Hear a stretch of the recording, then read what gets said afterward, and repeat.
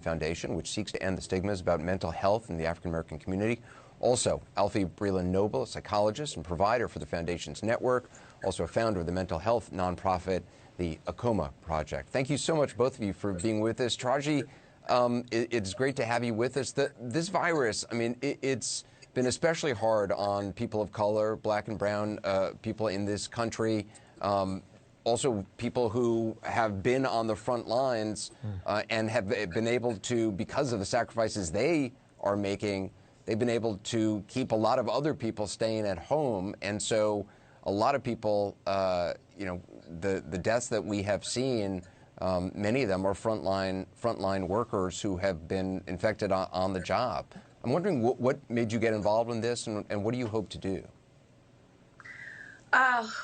What made me get involved is, well, first me recognizing my own battles with anxiety and depression. And then when COVID happened, my heart went out, and I just knew that people were suffering, and they're suffering alone in isolation. And, you know, I'm blessed. I can call my therapist. I can pay for it without thinking about it. But what about those who can't?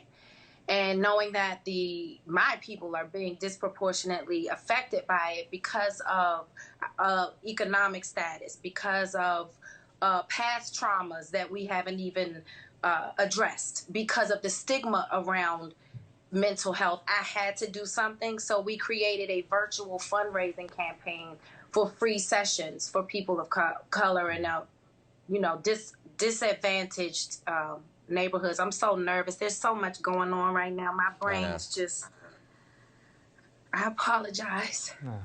I mean, to talk about the virus, but also given what has happened to Mr. Floyd, I mean, it's just, yeah. It's just like it won't let up, you know? It's like I'm trying to stop a bleeding wound, and it just keeps bleeding, you know? But I'm raising money to help those who feel like they're suffocating right now, who feel like they can't talk to anyone. We're giving away free sessions. We're asking for the public's help.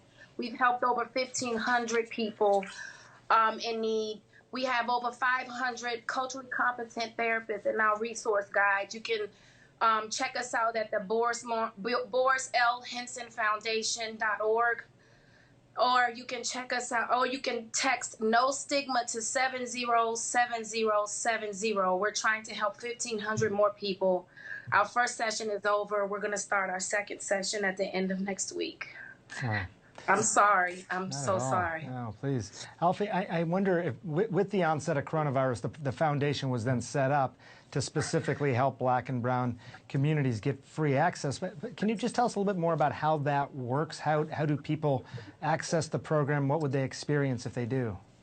Sure. So what they should be doing is reaching out to the Boris Lawrence Henson Foundation, as Ms. Henson shared. You can reach out through the web, and there's more information on their website. And I think what happens next is, well, not I think. What happens next is you're connected with providers who are culturally competent, and you are provided with the opportunity to have 5 free sessions of mental health support virtually, because we know people can't go out. And we do know, as you both have shared, that African Americans and Black Americans are being disproportionately negatively impacted by not only the virus, but by the secondary mental health impacts associated with the virus. So it really is an incredible opportunity for people who may have never thought about participating in therapy to get help.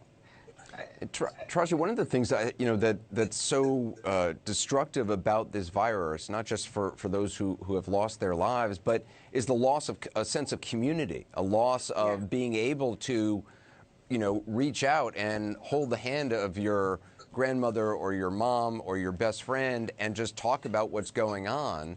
And I think that's one of the things. It seems like you're trying to kind of help create a community online to those who feel like, it's hard enough to talk about mental health issues, even in the best of times, but when you can't even do it face to face with the person you know best, it's tragic. It's tragic and it's traumatizing. And at this point, it seems like we have to save ourselves because these issues keep coming up. Racism, police brutality, You know, these are traumas that have been passed down from generations since slavery. We still haven't dealt with that trauma. And here we are with these other, I can't even call them microaggressions anymore. They're not even microscopic anymore. They're huge aggressions, and they're live and in our faces every day. And we're supposed to get up and smile and go to work with this weight on us. It's too much. And at some point, as a human, you will crack, and you need someone to talk to, and it's okay. And my hope is that we eradicate the stigma around mental health in the Black community, because we've been taught to pray it away. You know, be strong. Don't tell me to be strong. Being strong dehumanizes me. It takes my trauma and it makes it small. I'm human. I have a right to fear. I have a right to be scared. I'm not a superhero. You know, if I get shot, I bleed and I die, just like the next human. So the fact that we're not even looked at as humans right now is what's quite disturbing. Yeah. And I think no, I'm sorry, go ahead. No, please. Taraji, go ahead. I think what Ms. Henson is also expressing is what we would describe as happening for many of us who are African American, Black people of color, and that is this idea of vicarious trauma, right? So it's repeated. Yeah. We have incident after incident after incident after incident, and people barely have time to collect their breath from the first incident before something else happens. And I was sharing earlier today in a conversation with Ms. Henson that George Floyd, I feel like it's important to say his name, and I think about Mr. Cooper, Christian Cooper, they remind me of my brother. Right? These are people who look like the men in my family. And so to see what happens to these men and to think about women like Breonna Taylor, to see what's happening repeatedly, just as she shared, it's unconscionable. And so what we have to do is resist the urge or resist the transition into feeling numb. I was talking earlier today on my Instagram page about, because that's where a lot of people go to get that support. It is virtual, just as you said, Anderson. And so what we want to do is make sure that we provide opportunities just as they're doing with this amazing campaign. I have to say, after 20 years as a disparities researcher, first at Duke, then at Georgetown, and now with the Coma Project, Ms. Henson and this foundation are doing what we, in 18 months, what we've spent our life's blood, life's work trying to do, and that is getting Black people into care. And so for this current campaign, 95% of the people who have utilized the care have been happy with their care and have said that they would come back. That's tremendous for eradicating